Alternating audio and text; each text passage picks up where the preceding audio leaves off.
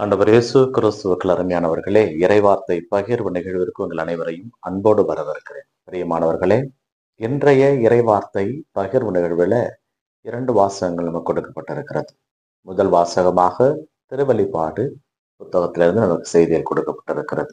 இது முழுமையுமாக திருத்தூதர் யோவானுடைய காட்சிகள் நமக்கு கொடுக்கப்பட்டிருக்கிறது. அங்கு என்ன நடந்தது, எத்தனை பேர் இருந்தார்கள், யார் யார் அந்த விண்ணுலகத்தில் இருக்கிறார்கள், தந்தை கடவுளுக்கு முன் என்ன பாடல் பாடிக்கொண்டிருக்கிறார்கள் என்ற செய்தி எல்லாம் அவருக்கு கொடுக்கப்பட்டிருக்கிறது. இந்த செய்திகள் எல்லாம் நமக்கு கொடுக்கப்படுவதன் நோக்கம் நற்செய்தி வாசகத்திலே அதற்கான விடைகள் இருக்கின்றது. இவையெல்லாம் நிகழும். முதல் வாசகத்திலே சொல்லப்படுவது அனைத்தும் விண்ணுலகத்திலே தினந்தோறும் நடந்தேறி கொண்டிருக்கின்ற ஒரு செய்தி, ஒரு நிகழ்வு. இந்த இடத்திற்கு நாமும் கட்டாயம் செல்வோம். அதனால் அதை அறிந்து கொண்டு அதனுடைய நிலைகளையும் அதனுடைய வரைமுறைகளையும் அதனுடைய பண்புகளையும் நாம் அறிந்து கொண்டிருக்க வேண்டும் என்பதற்காகவே திருத்தூதர் யோவான் இவற்றையெல்லாம் நம்ம சொல்லுகிறார். அங்கே இருந்த அந்த வானவர்களுக்கு 6 இறக்கைகள் இருந்ததாகவும் உடல் முழுவதும் கண்டிருந்ததாகவும் கூறப்பட்டிருக்கிறார். இவை அனைத்தும் உருவகங்கள் அல்ல. அவர் பார்த்து நம்மிடம் சொல்லி இருக்கிறார். அப்படி இருக்குமோ இருக்காதோ அதை பற்றிதான் நமக்கு கவலை இல்லை. ஆனால் அவர் ஏதோ ஒரு காட்சியை கண்டிருக்கிறார். அந்த காட்சியிலே கடவுள் மெய்யாகவே இருந்திருக்கிறார். அந்த கடவுளை சுற்றி எத்தனை மூப்பர்கள் இருந்தார்கள், அந்த கடவுளுக்கு முன்பதாக என்ன இருந்தது, இவையெல்லாம் அவர் சொல்லுகின்ற பொழுது கற்பனையாக இருந்தாலும் இவ்வளவு கணக்கச்சிதமாக சொல்ல முடியாது. அதனால் திருத்தூதர் யோவான் தான் கண்ட காட்சியை நம்மிடம் எடுத்துரைத்திருக்கிறார்.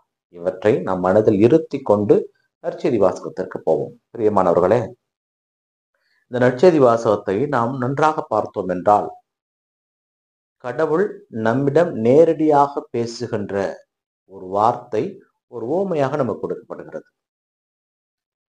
ஒருவர் ஆட்சியுரிமை பெறுவதற்காக வெளியூர் செல்ல இருக்கிறார். அவர் தம்மிடம் இருந்த சொத்துக்களை 10 பேரை அழைத்து ஆளுக்கு ஒரு மினாவாக கொடுத்து விட்டு சென்றார். இங்கேதான் நாம் ஒன்றை நன்றாக புரிந்து கொள்ள வேண்டும். 10 பேரிடம் 10 மினாக்கள் கொடுக்கப்பட்டது. இதை வைத்து நீங்கள் வாணிகம் செய்யுங்கள், இதை வைத்து நீங்கள் என்ன வேணாலும் செய்யுங்கள், நான் திரும்பி வரும்போது இதை விட நீங்கள் அதிகமாக கொடுக்க வேண்டும், எதையும் அவர் சொல்லவில்லை. அப்படி சொன்னதாக லூக்கா நற்செய்தியாளரும் பதிவு செய்யவில்லை. தன்னிடம் இருந்தவற்றை 10 பேரை அழைத்து கொடுத்ததாக சொல்லப்படுகிறது. பிரியமானவர்களே, அவர் மீண்டுமாக வருகிறார். வந்து தான் கொடுத்த 10 பேரையும் அழைக்கிறார். அழைத்து நான் கொடுத்த மினா எங்கே என்று கேட்ட பொழுது முதலாம் மாணவன் சொல்லுகிறான், இதோ உங்களுடைய மினா, இந்த மினா வைத்து நான் மேலும் 10 மினாக்களை நான் சம்பாதித்திருக்கிறேன் என்று சொன்ன பொழுது, நம்பிக்கைக்குரிய நல்ல பணியாளர், நீ 10 நகர்களுக்கு நீ தலைவனாக இரு என்று சொன்னதாகவும், 5 உள்ளவனுக்கு 5 நகர்களுக்கு நீ தலைவனாக இரு என்று சொன்னதாகவும், ஒருவன் வந்து, தலைவரே, நீர் தூவாத இடத்திலும் அறுவடை செய்பவர், விதைக்காத இடத்திலும் சேகரிப்பவர், அப்படிப்பட்ட உம்முடைய மினாவை நான் கர்ச்சிப்பிலே கட்டி மண்ணிலே புதைத்து வைத்திருந்தேன், இதோ உம்முடைய மினா என்று சொன்ன பொழுது அதற்கு அந்த தலைவன், நான் விதைக்காத இடத்திலும் அறுவடை செய்பவன், தூவாத இடத்திலும் சேகரிப்பவன் என்பது உனக்கு தெரியும் அல்லவா, என்னுடைய மினாவை நீ வட்டி கடையில் அல்லவா கொடுத்து வைத்திருக்க வேண்டும், நான் திரும்பி வருகின்ற பொழுது வட்டியோடு பெற்றுக்கொள்வேன் அல்லவா என்று சொல்கின்ற இந்த செய்தியை கேட்கின்ற பொழுது பலருக்கு ஒரு சந்தேகம் வரும், ஒரு சந்தோஷமும் வரும். அப்படி என்றால் வட்டிக்கு பணம் கொடுப்பது நியாயம்தானா, வட்டிக்கு பணம் கொடுத்து சம்பாதிப்பது நல்லதுதானா என்ற எண்ணம். நன்றாக ஒன்று புரிந்து கொள்ள வேண்டும். இங்கே நமக்கு கொடுக்கப்படுவது ஓமை. இந்த ஓமையிலே நல்லவற்றை நாம் எடுத்துக்கொள்ள வேண்டும். இந்த வட்டிக்கு பணம் கொடுப்பது என்பது தவறான ஒரு செயல். அதற்கு அவர் சொல்ல வருவது என்ன, நான் உன்னிடம் கொடுத்ததை நீ பயனுள்ள வகையிலே நீ பயன்படுத்தியிருக்க வேண்டும். அது யாருக்கும் பயன்படாமல் நீ அதை மண்ணிற்குள் புதைத்து வைத்திருக்கிறாய் அல்லவா, அதற்குத்தான் உனக்கு தண்டனை என்கின்ற இந்த ஓமை நமக்கு சொல்லுகிறது. பிரியமானவர்களே, இந்த ஓமையினுடைய உள்ளார்ந்த அர்த்தத்தை நாம் புரிந்து கொள்ள வேண்டும். இந்த மண்ணிலே கடவுள் நம்மை படைத்திருக்கிறார். இந்த மண்ணிற்கு நாம் வந்திருக்கிறோம் என்றால் காரண காரியம் இல்லாமல் இல்லை. ஒவ்வொருவருக்கும் ஒரு வேலை இந்த மண்ணிலே கொடுக்கப்பட்டிருக்கும். ஒவ்வொருவரும் அவரவர் திறமைக்கு ஏற்ப கடவுள் படைத்திருக்கிறார். அந்த திறமையை அவர் இனம் கண்டு கொள்ள வேண்டும், அடையாளம் கொண்டு கொள்ள வேண்டும், அதன்படி வாழ வேண்டும். அதுதான் கடவுள் நம்மிடமிருந்து எதிர்பார்ப்பது. இங்கே இந்த வினா கொடுப்பது ஒரு அறிவாக வைத்துக் கொள்ளலாம். இந்த மினா கொடுப்பது ஒரு வேலையாக வைத்துக் கொள்ளலாம். இந்த மினா கொடுத்தது உன்னுடைய திறமையாக வைத்துக் கொள்ளலாம். அந்த திறமையை வைத்து நீங்கள் என்ன செய்கிறீர்கள் என்பதை தான் கடவுள் நம்மிடமிருந்து கேட்கிறார். அந்த ஒன்று கொடுத்தவன் 10ஆக திரும்பி கொடுத்தான் அல்லவா? அதுபோல உங்களிடம் இருக்கின்ற திறமையை பயன்படுத்தி நீங்கள் என்ன செய்கிறீர்கள் என்பதை தான் கடவுள் நம்மிடமிருந்து எதிர்பார்க்கிறார். நான் எதையுமே செய்ய மாட்டேன். நான் அறைக்குள் கதவை தாழிட்டு கொன்று 3 வேளை உணவு மட்டும் உண்டுவிட்டு அறைக்குள்ளே அமர்ந்து போன் பார்த்து கொண்டிருப்பேன், கம்ப்யூட்டரை பார்த்து கொண்டிருப்பேன், மற்றவரோடு சாட் செய்து கொண்டிருப்பேன். இது அல்ல நம்முடைய வேலை. கடவுள் நம்மை எதற்கு படைத்திருக்கிறார்? உன் மூலம் இந்த உலகத்திற்கு என்ன நல்லது நடக்கிறது? இவைதான் நம்மிடம் எதிர்பார்க்கப்படுகிறது.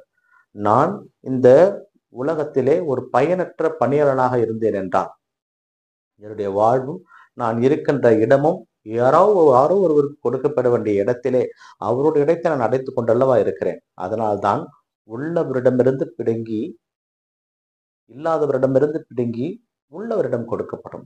ஏனென்றால் அவன் நல்லா செய்கிறான். அவன் கடவுளுக்குரிய காரியங்களை செய்து கொண்டிருக்கிறான்.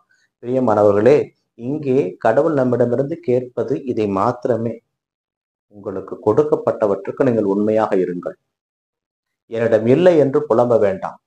அதை நீங்கள் பெறுவதற்கு முயற்சி செய்யுங்கள். ஏனென்றால் கடவுள் அவரவர் தேவைக்கேற்ப அவரவர் சேவைக்கேற்ப தான் கொடுத்து கொண்டிருக்கிறார். இந்த உலகிலே கடவுள் யாரையும் ஏழையாகவோ பணக்காரனாகவோ படைக்கவில்லை. அவன் சொந்த விருப்பத்திலே, சொந்த தேவையிலே, சொந்த வளர்ச்சியிலே முன்னேறி வருகிறான். அதனால் நீங்கள் கடவுளை எந்த அளவும் திட்டுவது நியாயம் கிடையாது. இந்த உலகத்திலே கடவுள் எல்லாருக்கும் ஒரே போலதான் படைத்தார். யாரையும் மாற்று கருத்தாகவோ, ஒருவனை உயர்த்தியோ ஒருவனை தாழ்த்தியோ, ஒருவனை சிகப்பாகவோ ஒருவனை கருப்பாகவோ ஒருவனை குள்ளமாகவோ ஒருவனை உயரமாகவோ படைக்கவில்லை. இது நம்முடைய நிலைக்கேற்ப நமக்கு கொடுக்கப்பட்டது. அதனால் அவரவருக்கு கொடுக்கப்பட்ட திறமையை கொண்டு கடவுளுக்கு உரியதை நாம் செய்ய இன்றைய வாசகங்கள் நமக்கு அழைத்து விடுக்கிறது.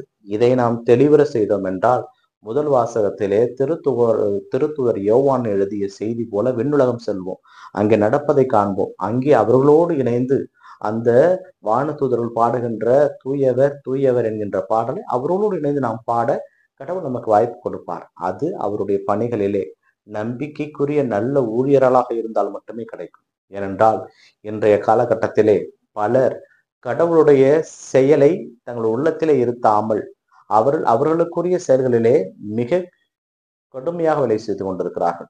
இப்பொழுது இன்றைய காலகட்டத்திலே பலர் கடவுளுக்கு கொடுக்கின்ற நேரத்தை விட மற்றவைகளுக்கு கொடுக்கின்ற நேரங்கள் அதிகம். கடவுளுக்கு ஒரு அரை மணி நேரம் கொடுக்க முடியவில்லை, ஞாயிறு திருப்பலி கூட நேரம் கொடுக்க முடியவில்லை. ஆனால் ஊர் சுற்றுவதற்கும், மொபைல் போனிலே வீடியோ பார்ப்பதற்கும், கணினியிலே சேட் பண்ணுவதற்கும், திரையரங்கு சென்று படம் பார்ப்பதற்கும், ஊர் சுற்றுவதற்கும் தேவையான நேரம் நம்மிடம் இருக்கிறது. ஆனால் கடவுளை சிந்திப்பதற்கான நேரம் நம்மிடம் இல்லை. கடவுள் நம்மிடம் கொடுக்கப்பட்டிருக்கின்ற வினாக்களுக்கு நாம் கடமைப்பட்டவர்கள். அதுக்கான கணக்கை நாம் கடவுளிடம் கொடுக்க வேண்டும். பிரியமானவர்களே, அந்த கணக்கை நாம் அவரிடம் கொடுக்கின்ற பொழுது அதற்கேற்றாற் போலத்தான் நாம் விண்ணுலகமோ நரகமோ செல்வோம். ஆனால் ஒன்று மட்டும் உறுதி, தன்னிடம் அனுப்பப்பட்ட யாரையும் நரகத்திற்கு, அதாவது அழிவிற்கு உள்ளாக கடவுள் விரும்ப மாட்டார். அதனால் மீண்டுமாக கடவுள் உங்களுக்கு வாய்ப்பு கொடுத்து கொண்டிருக்கிறார். நமக்கு அந்த வாய்ப்பை மீண்டும் மீண்டுமாக கொடுத்து கொண்டிருக்கிறார்.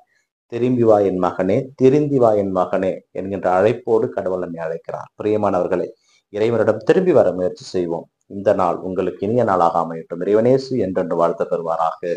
ஆமேன்.